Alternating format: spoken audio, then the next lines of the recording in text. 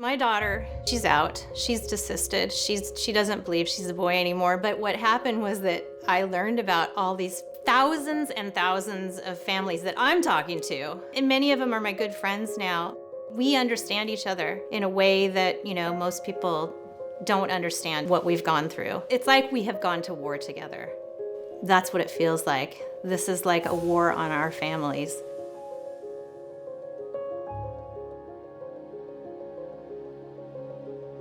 At the beginning of the school year in 5th grade, my daughter, when she was 10, her teacher emailed me and he was using a different name.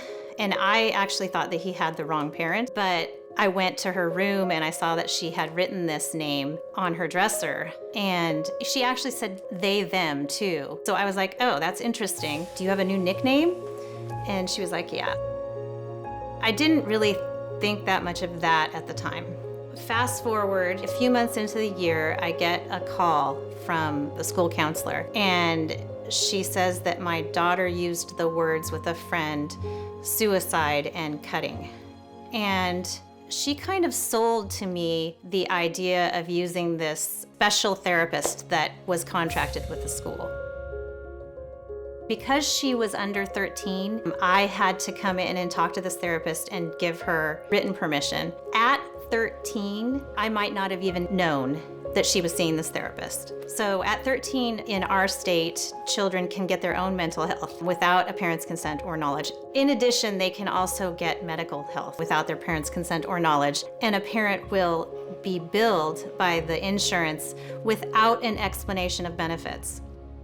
My daughter saw her for 2.5 months, a half-hour session every week. And during this whole entire time, I'm asking her, what's going on with my daughter? She would say things like, how are things going at home? And I was like, they're fine. So I just figured that nothing big had come up. So she calls me right before the pandemic hit, and she's using male pronouns for my daughter. And she's calling me to let me know that we're gonna have this meeting where she's gonna help our daughter come out to us as a boy. She's giving me 3 days to process that. The big thing that the therapist wanted to talk to us about and had to get permission from us for was that my daughter wanted to stay in the boys' cabin at the overnight camp. We were never gonna let her do that. I mean, I don't care who she thinks she is. There's so many reasons not to put a girl in a cabin with a bunch of boys and a male adult teacher. So many safeguarding fails. The school had to ask us because she was under 13. So again, at 13 in our state, they could have done that and we wouldn't have even known. They don't allow the parents to even know about it, let alone stop it.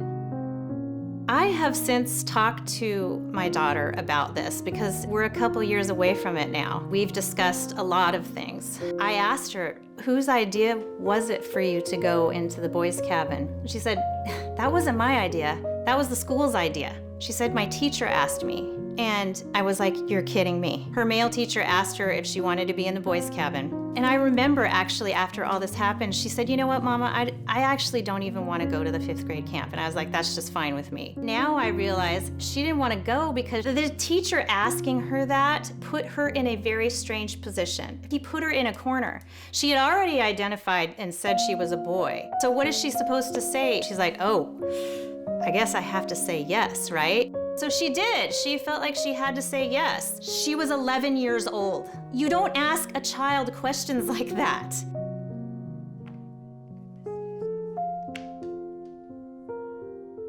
We decided not to have the meeting with the therapist. We didn't think it was going to be a good idea for our family. That was going to set us up in an adversarial position with our daughter. And we just pulled back from everything.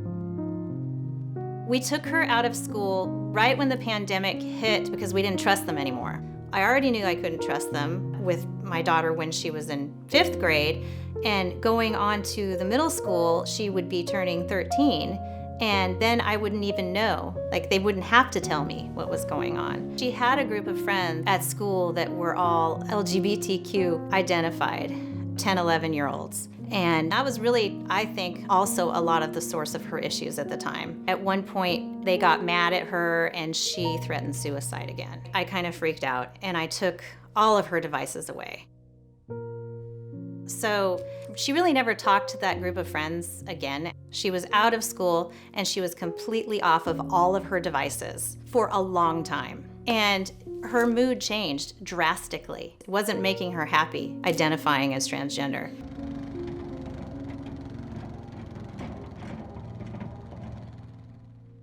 I think that a lot of people think that using, the pronouns and affirming a child who says they're the opposite sex, that is about kindness, because the T has been attached to LGB, which is a completely separate issue. We know that that community was mistreated, and so people don't want to be doing that again with the trans identified people. They want to be kind. But it's a different situation. With LGB people, they're saying just let us be who we are. And there's no medical consequences.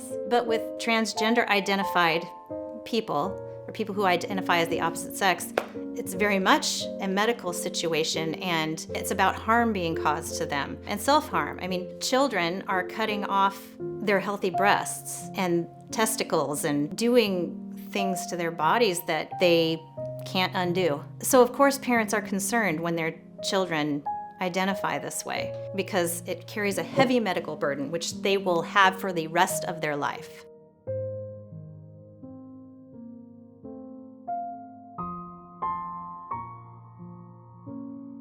I don't trust professionals anymore. Not only was I betrayed by the school and by the therapist, but I have watched thousands and thousands of other families be betrayed in the same way. All this stuff is done behind parents' backs. Massive harm is being caused, and children are being experimented on and taken advantage of. People know that children are the easiest people to take advantage of, and I'm here to stop that from happening. That's why I keep fighting, to help families that are being destroyed by this.